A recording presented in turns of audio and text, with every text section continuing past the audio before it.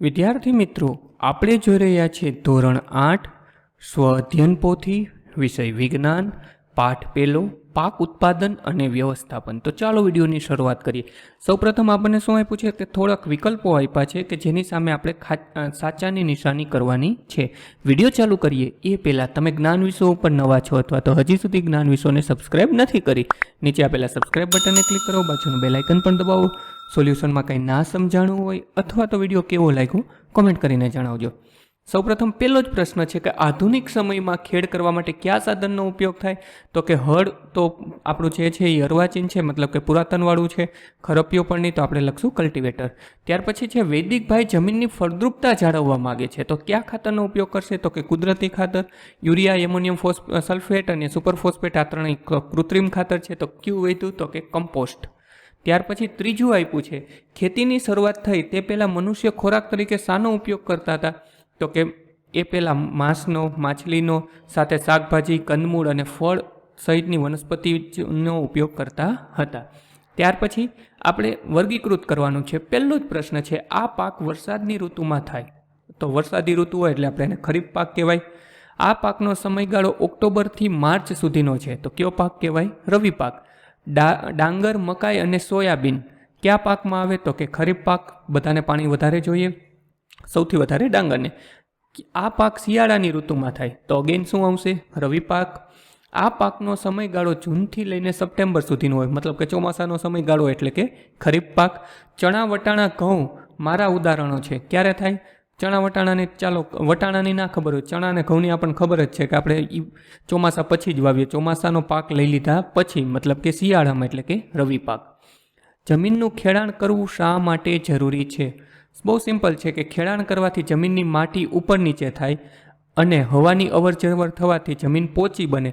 હજી આમાં બહુ જાજુ બધું લખી શકાય કે જેથી કરીને જમીનની અંદર મૂળિયા સરળતાથી મૂળિયા પ્રસરી શકે, પાક સારો થાય, માટે જમીનની ખેડ કરવી જરૂરી છે.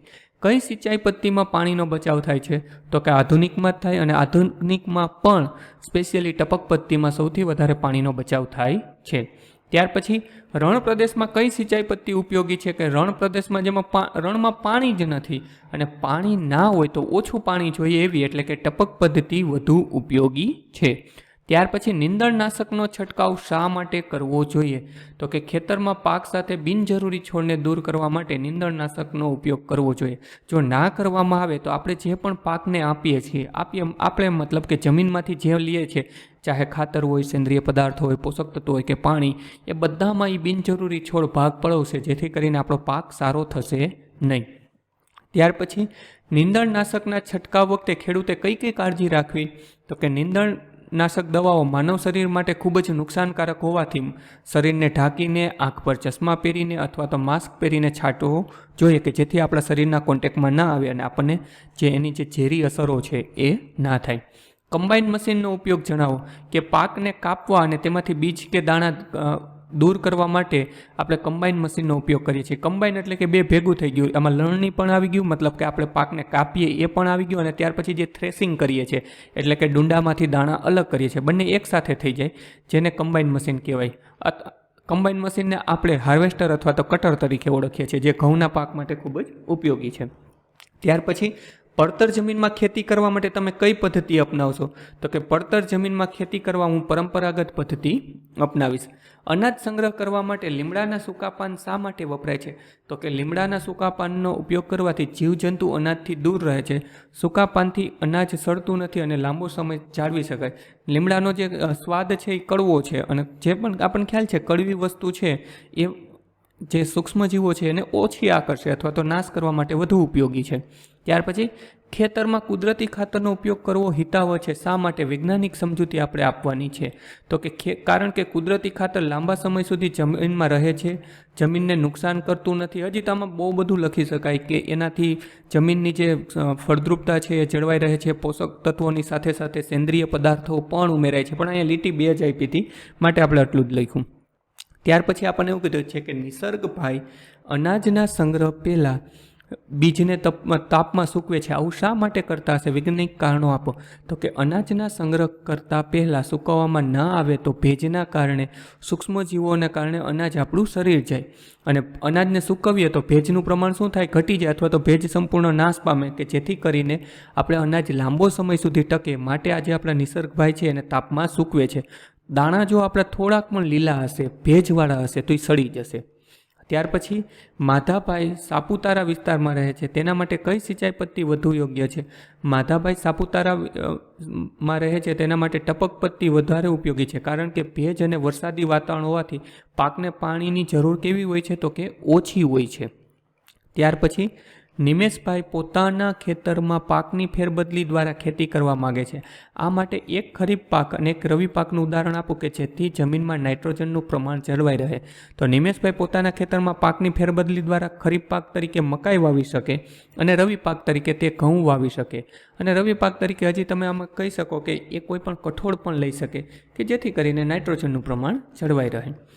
અનુકૂળ ભૌગોલિક પરિસ્થિતિ હોવા છતાં યથાર્થભાઈનો પાક નિષ્ફળ જાય છે. આ માટેના કોઈ પણ 3 કારણો હોઈ શકે. તો પહેલું તો આપણે લખી શકીએ, વાતાવરણમાં ભેજ અને વરસાદનું પ્રમાણ વધવાથી, પાકને ઉગી નીકળતી નીંદણને કારણે, ખેતરને ફરતે પ્રાણીઓનું ન રક્ષણ હોવાને કારણે, સિંચાઈ પદ્ધતિઓ અલગ અલગ વાપરવાના કારણે, મતલબ કે બિનજરૂરી પાણી વધ્યું જતું હોય, નીંદણ અથવા તો એની જે જમીન છે એ ખેડાયેલી ન હોય, વધુ પડતા રાસાયણિક ખાતરનો ઉપયોગ કર્યો હોય. બહુ ઝાઝા મુદ્દાઓ લખી શકાય, એમાંથી આપણે અહીંયા 3 આપ્યા છે. ત્યાર પછી વેદભાઈ ખેતરમાં જોત, ફાલ અને સાપ્ટ જેવા ભાગો ધરાવતા સાધનની મદદથી ખેતી કરી રહ્યા છે. આ કયું સાધન હશે? તો કે વેદભાઈ હળનો ઉપયોગ કરી રહ્યા છે. હળ જમીન ખેડવા, ખાતર ભેળવવા અને નીંદણ દૂર કરવા માટે ઉપયોગી છે. એમાં જ્યાં આપણે બળદ જોડી અને જોત કહેવાય. ત્યાર પછી વચ્ચે જે સપોર્ટિંગ જે પાઇપ અથવા તો લાકડાનો હોય એને સાફ્ટ કહેવાય, અને જે નીચેનો ભાગ છે કે જે જમીનને ખેડવા મદદ કરે છે એને ફાલ કહેવાય. હવે આપણે એવું કીધું છે, નીચેની આકૃતિનો અભ્યાસ કરી અને તેમાં વપરાતા સાધનની આપણે એને ઓળખ કરવાની છે. તો કે થ્રેસિંગ, અને પછી અહીંયા છે લણવું અને ઉણપવું. તો કે એક્સ એટલે કે બધામાં શું આવી જાય? તો કે કમ્બાઈન. વાયમાં શું આવી જાય? કે જ્યાં લણવાનું આવે તો કે હાર્વેસ્ટર, અને ઝેડમાં શું આવે? કે થ્રેસિંગ અને ઉણપવું, તો કે ઉણપવાનું યંત્ર. ત્યાર પછી પાકની વાવણી કરતાં પહેલાં જમીનની ખેડ શા માટે કરવી જોઈએ?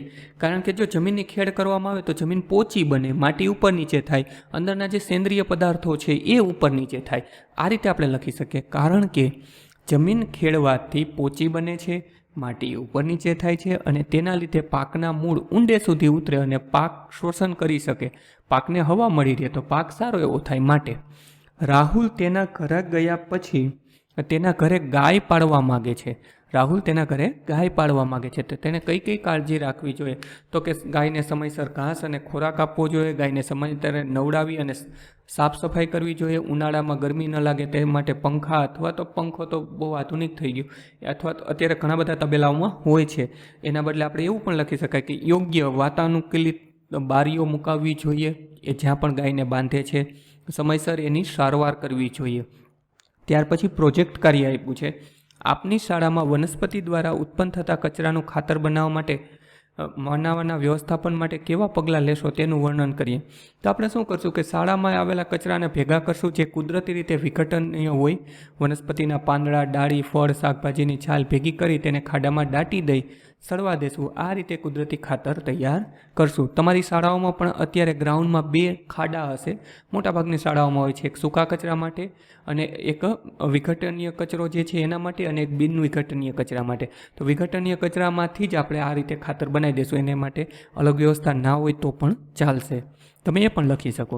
ત્યાર પછી તમારા વિસ્તારના ખેતરની મુલાકાત લઈ કયા પાક માટે કેવી સિંચાઈ પદ્ધતિનો ઉપયોગ થાય છે એ તમારે જણાવવાનું છે. તો અમારા વિસ્તારમાં ઘઉં, કપાસ, શેરડી, મગફળી જેવા પાક લેવામાં આવે છે, તેની માટે ટપક પદ્ધતિ અથવા તો ધોરિયા પદ્ધતિનો ઉપયોગ થાય છે. ત્યાર પછી વિવિધ ખેત ઓજારોની યાદી તૈયાર કરો, અને કોઈ પણ 3 ઓજારોના આપણે ઉપયોગ લખવાના છે. તો આપણે પેલું ઓજાર આપણે હળ, સમાર, ખુરપી, દાંતરડું વગેરે. હળ તો કે ખેતર ખેડવા માટે, દાંતરડું તો કે પાકને લણવા માટે, અને ખરપિયો તો કે નીંદણ દૂર કરવા માટે. અહીંયા આપણું સોલ્યુશન પૂરું થાય છે. વિડીયોમાં કંઈ ના સમજાણું હોય કોમેન્ટ કરીને જણાવજો. ધોરણ 8ના ભાગ પહેલાંના બધા જ વિષયોનું સોલ્યુશનનું પ્લેલિસ્ટની લિંક નીચે ડિસ્ક્રિપ્શનમાં આપી છે, તો ત્યાંથી પણ તમે જોઈ શકશો.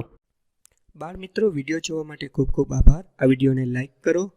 જો હજી તમારા મિત્રો સાથે આને શેર ના કર્યો હોય તો આ વિડીયોને શેર કરજો અને મારી આ ચેનલને કે જ્ઞાન વિશ્વને સબસ્ક્રાઈબ કરવાનું ભૂલતા નહીં.